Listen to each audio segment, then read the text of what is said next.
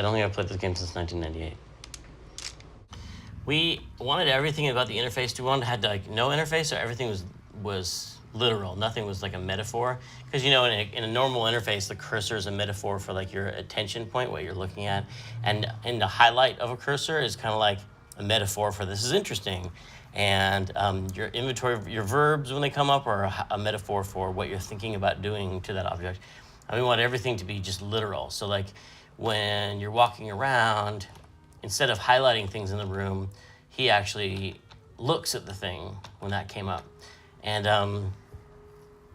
we thought we were so clever for thinking of that, because there wasn't a lot of that in games at the time. Like 3D games were not a big thing yet. And so head tracking, even though all games head track now, like head tracking is really, really common now. It was not that common back then. But anyway, we thought we were totally geniuses for coming. Maybe we were geniuses. But we thought that was really cool. No, I think having so much time go by has allowed me to have a lot of time away from the game. And so it's very fresh to me. Like I have not spent a lot of time with those characters in that game. It's been 15 years.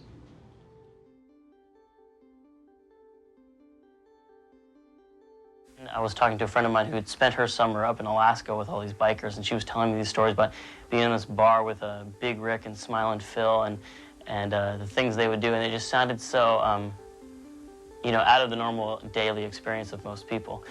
Yet people were kind of familiar with it, kind of like pirates and cowboys. They kind of are familiar with the genre of bikers, and so they could relate to it. But it was still bigger than life, and it would be an unusual experience.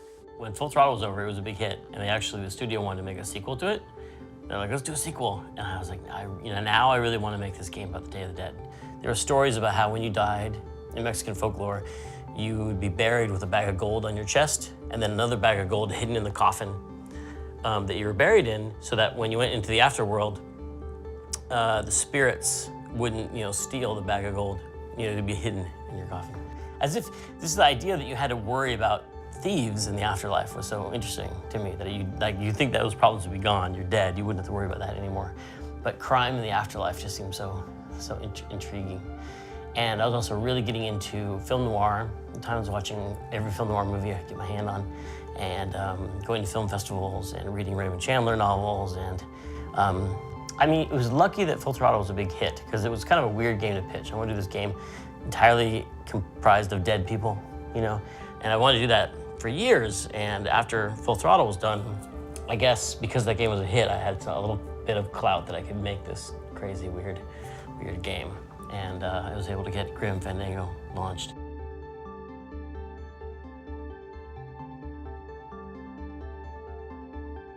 As soon as we brought these two crazy elements together, film noir and Mexican folklore, it was like one of those things that just sparked idea after idea after idea. And just whenever you hit something like that, it's so rare. Sometimes you're just brainstorming, you're just like pulling teeth to have an idea of like, how are we gonna, puzzles or rooms or locations or characters. It's such hard work sometimes to come up with ideas to fill in the framework of this thing you're making. But with Grim, it was like a fire hose. Like we couldn't turn off. It was just such a explosion of ideas and creativity on that project. It was really fun.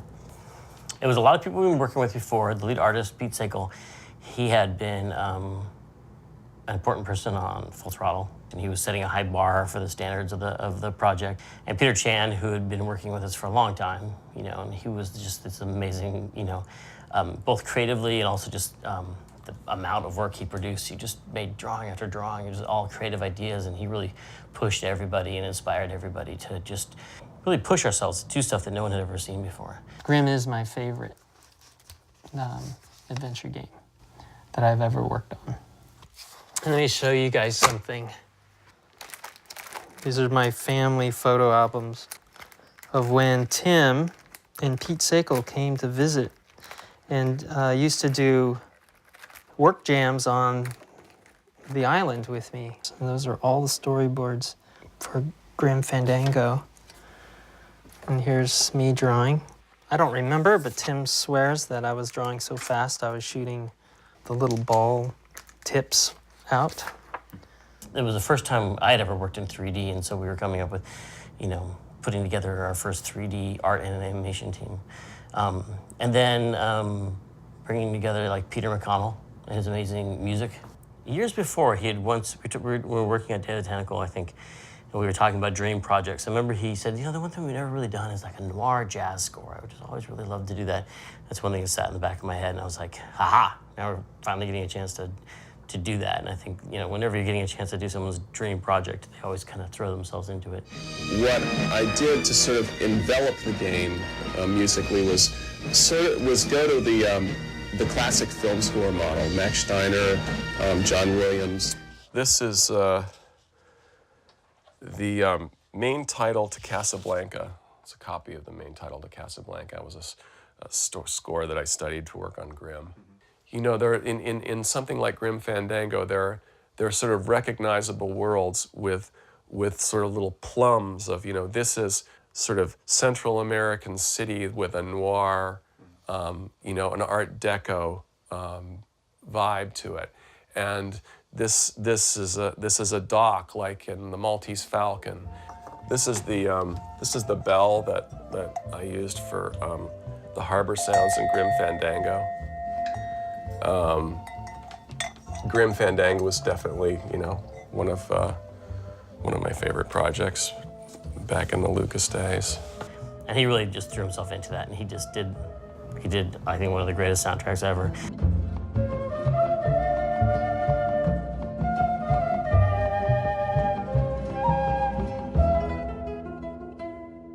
When you're working on a new game right now, I mean, what is it you're trying to do? I mean, better graphics, better sound, better interface. What's the sort of holy grail of gamers?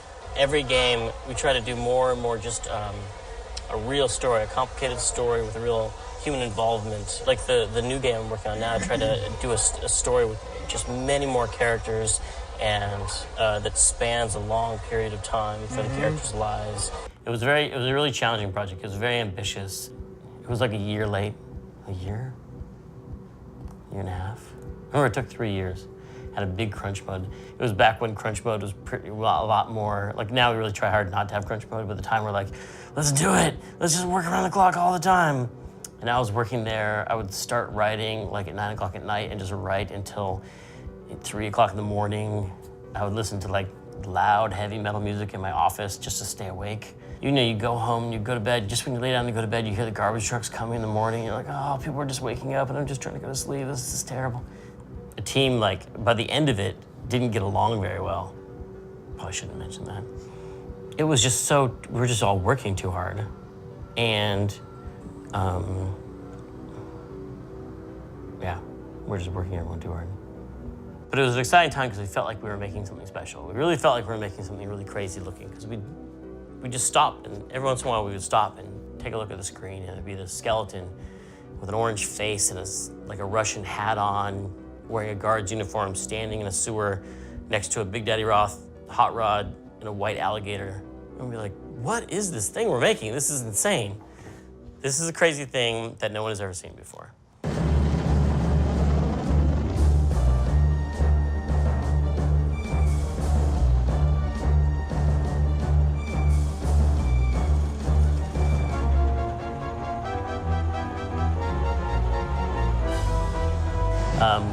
And yeah, we got to do whatever we wanted. And I think the management of LucasArts thought it was coming along really, they really liked it. And they really thought it was, you know, being done really well, and they were proud of it. At the time, it wasn't perceived as doing, you know, selling very well, although it met its internal numbers, you know. It was, you know, it made a profit because I got a royalty check for it, so it did make a profit. But I think in the industry, I remember it was used as evidence of why no one should make adventure games anymore. But it won a lot of awards. I won Game of the Year from GameSpot. That was awesome. Tim Schafer, on my right, game designer for over 10 years. He worked for LucasArts Entertainment, where he designed Grim Fandango. And so I decided to start my own company. And that's when I left and started Double Fine. We started the company in 2000.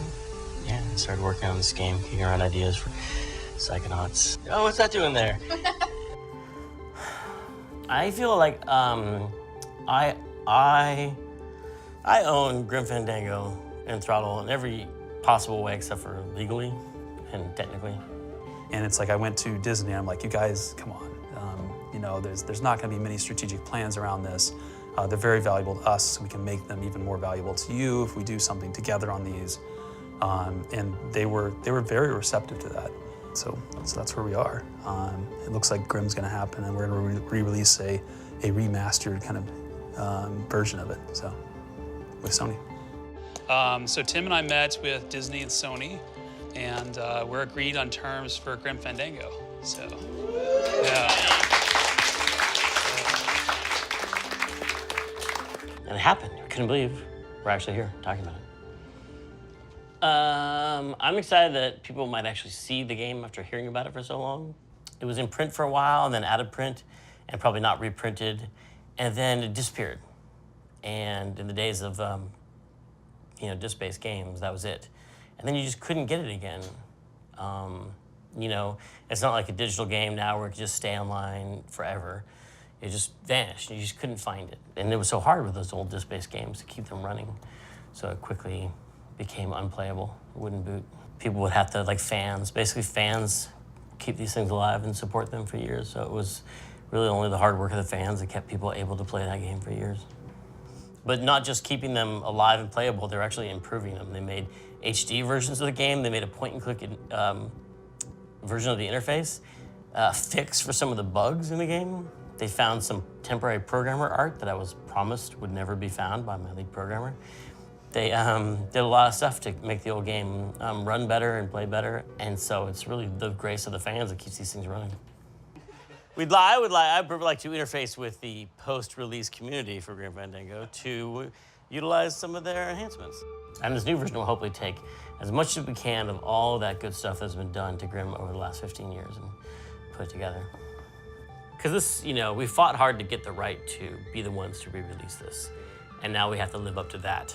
You know what I mean? Because this could have been done by someone else. And we have to prove that we were the ones to handle this correctly. So I don't want to take it for granted that I should get to do this because it was my game, but we know how to do this, this new edition of it correctly.